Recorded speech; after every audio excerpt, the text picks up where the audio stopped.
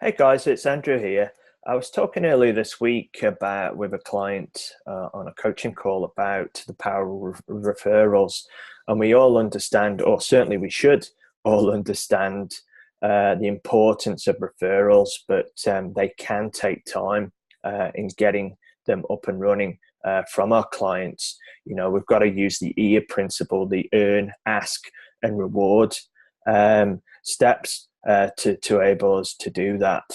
But where a lot of people forget is that there's another source of referrals, and they're through local businesses, those businesses that complement your own. So I'll put this 7-step sequence together on how to build your own fitness marketing partnership team. God, that's a mouthful. But as I say, it's a step-by-step plan to help you get started. So step one, I'm using the Chambers of Commerce as an example. If you're not a member of your local chamber, I highly recommend that you look to do that. But it's networking at the end of the day. So BNI, Toastmasters, local groups that you find on meetup.com, whatever, is the key here. Getting in front of fellow business owners who are from your community, getting to know them, having them know, like, and trust you, so that you can then look to find those who target or have the same client base as your own, and those that are also looking for ways to grow their business too. The importance there, obviously, is somebody that gets business, that's hungry for more business, and has a list or a following or a client base that they communicate with on a regular and consistent basis. They're the keys on this side of things. But getting in front of those local business owners is step one. Step two is creating your category list. Now, what do I mean by that, and what's the purpose of this tranquil, serene setting that I've got on there with the massage salon? Well, really, looking at it as a fitness business, you want to look and identify types of businesses that, as I say, that serve your target market.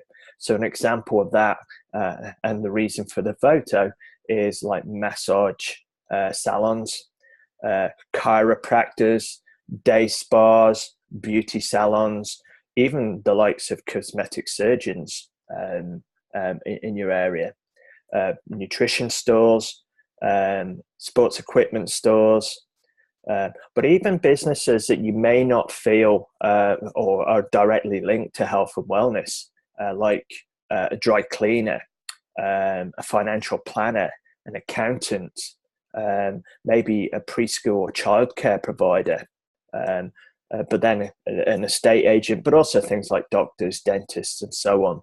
So quite a list there for you to start thinking about. And what I do, what I've done, and certainly when I had my fitness business, I blocked out time, sat down, and looked at building a list of people I knew. I called it my Magic 100. There was more than 100 names on there, but it was just on an A4 sheet of paper in the left-hand column, noting down the name of everybody I knew. In the second column, were they making note of those that had their own businesses? But looking at your client base as well, asking them who they go to get their hair done, who is their financial planner, who is their accountant, and so on, so that you can build a list of those particular and potential businesses for you to follow up with. So that's step two. Once you've got that list, we want to go through it and start picking out our targets and identifying the businesses in each category that would be the best fit to partner with. I would suspect there's going to be, 2 or 3 in each category. If I think back to when I did this the first time round, I had 4 or 5 hairdressers in my list. Now, I didn't feel that right to go and hit all 4 of them, but I picked the one that I had the most or closest connection or relationship with, somebody that knew me, because it was easier to get in front of them, to sit down over a coffee, talk through things, and then pitch them the idea I had to see if it was something of interest to them. If it wasn't, hey, no problem. I moved on to the next one in the list, and I recommend that you do the same. But here's some criteria, I guess, to help you pick out potential partners for you. First of all, do you know that person? Do you know the business owner, or do you know a key employee that works within that business? Because as I say, if you do, you're able to, you've got a much better chance of getting in with them. How far away is their business from yours? Is it relatively close, or is it the other end of town? Having a close proximity to you makes it more local, and shows that you're thinking about the local community, and that gives you a few extra brownie points to get on board there. Do they already serve some of your clients? If so, fantastic. That means you've already gotten in. You can discuss a particular client, say, hey, I was talking to Sarah. She's a mutual client of ours, and I was talking through the ideas I've got, and she mentioned your name and said I should touch base with you.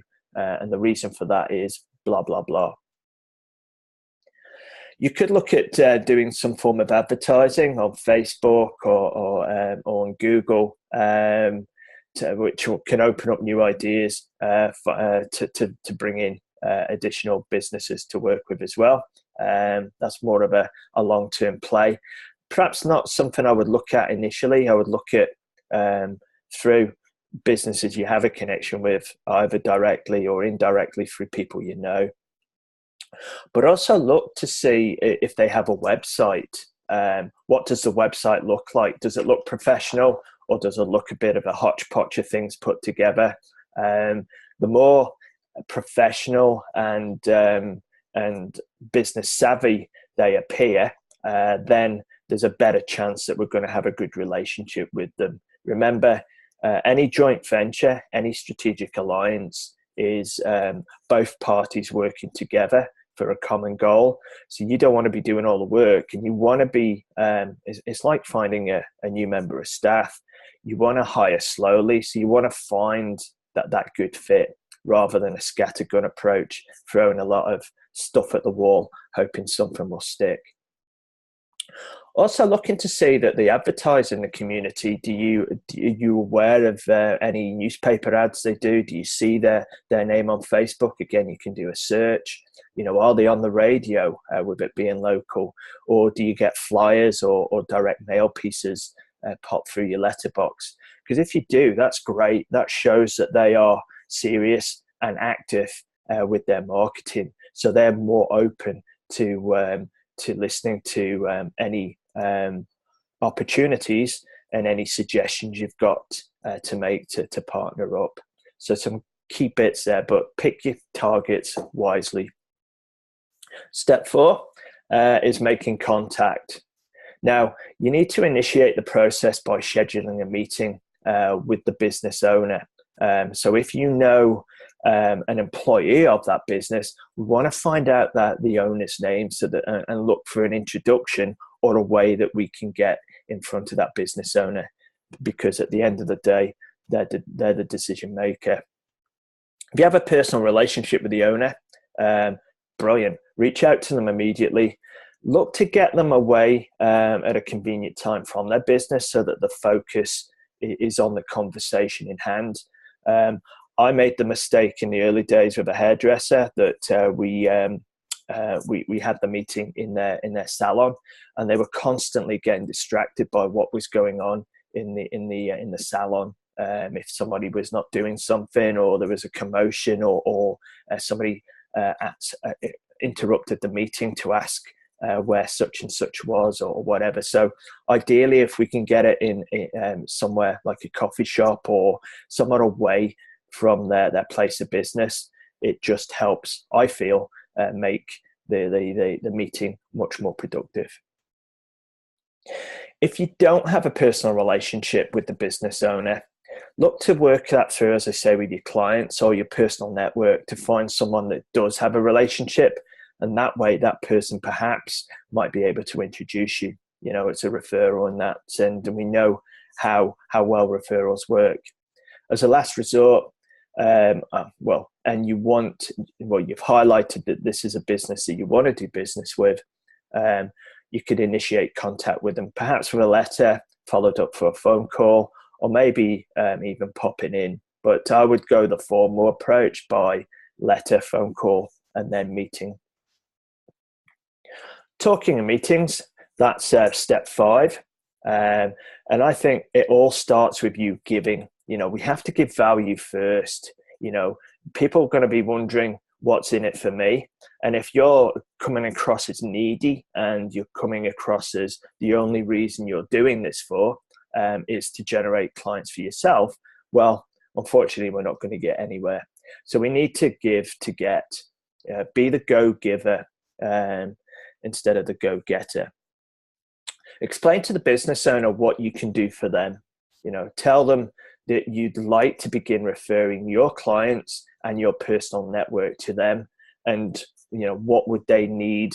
What sort of person are they looking for?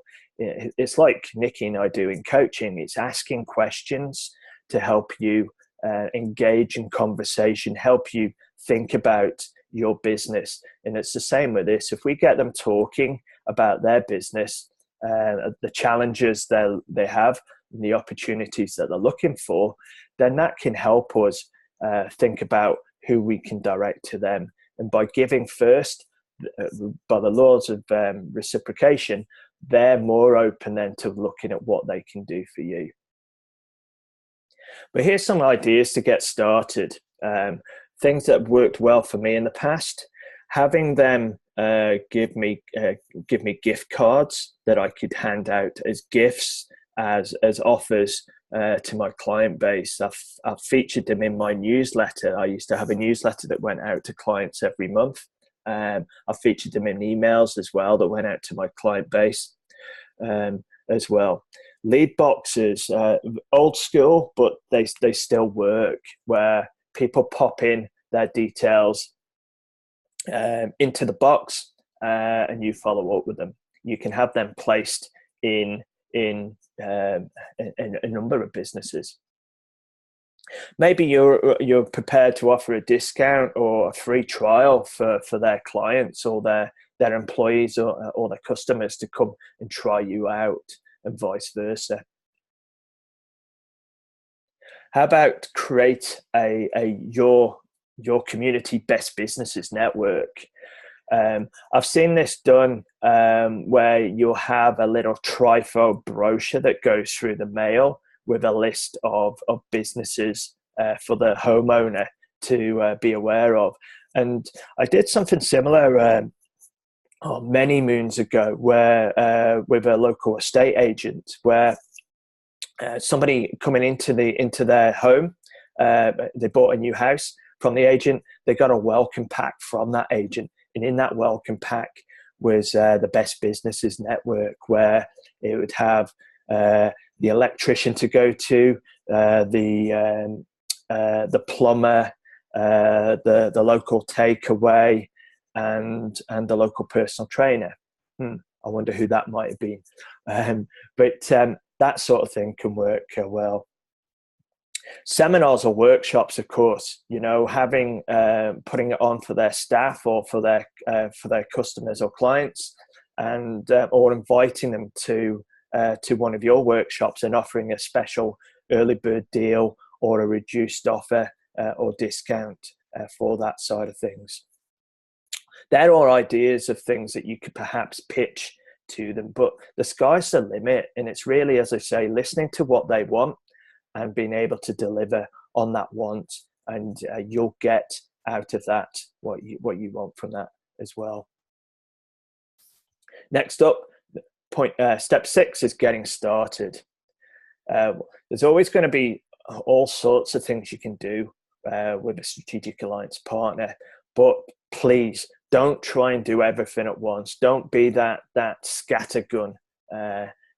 Be the sniper. Select one which you both agree is a good starting point to try. Work on it, implement it, get it done, review the results, and then plan out the next step on that. But if you do that and you pick one or two from the list I mentioned just previously, put them in place, get them tracked, and then block time at the end of each meeting to meet up again. And I would suggest, every 4, maybe 5 weeks that you catch up and go through and things. The key with it as well is don't build a huge network of strategic alliances. I remember one coaching client I had over 30, and when I asked them how many times did they meet and how much success they were having with them, the success was nothing. They were putting stuff their way and promoting those businesses, but they weren't getting anything in return.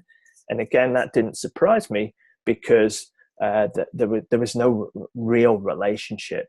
So instead of that, I would look at 2, 3, maybe 4 key business partners to work with, because that gives you the time and space to work with them, to grow those relationships, to get that trust, and to have time to deliver and work on the partnerships and get results for both of you. Finally, step 7, which I've discussed to a degree, meet and optimize. So look to connect again on a regular basis. Review how your initial promotions have gone. Look for ways to improve the offer to enable you both to get more conversions. And then look at, what next? What new promotions can we do?